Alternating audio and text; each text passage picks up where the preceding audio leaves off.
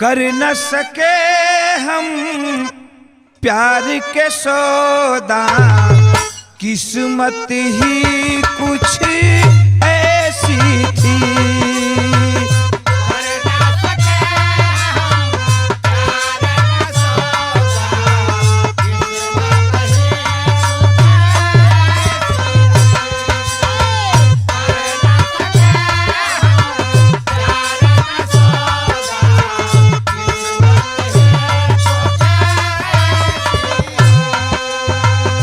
लेकिन गाना का भाव दिहल गई। आज हम हुई आप लोगों को या जे भी होके पैसा के पाते सब भागत।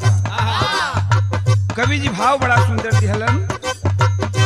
आज कमाता सभे रुपैया, आज कमाता सभे रुपैया, पैसा नाच नाचावता।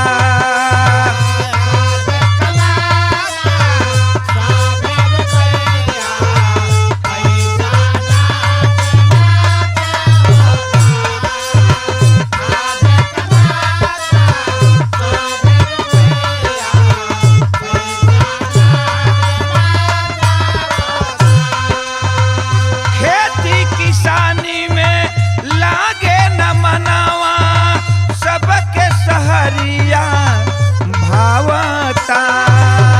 खेती किसानी में लागे न मनवा, सबके सहरिया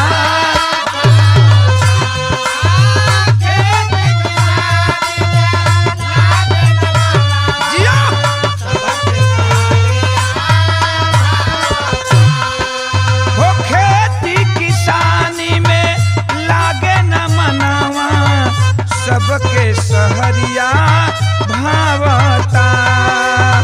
आज कमाता सभे रुपैया, आज कमाता सभे रुपैया, पैसा नाच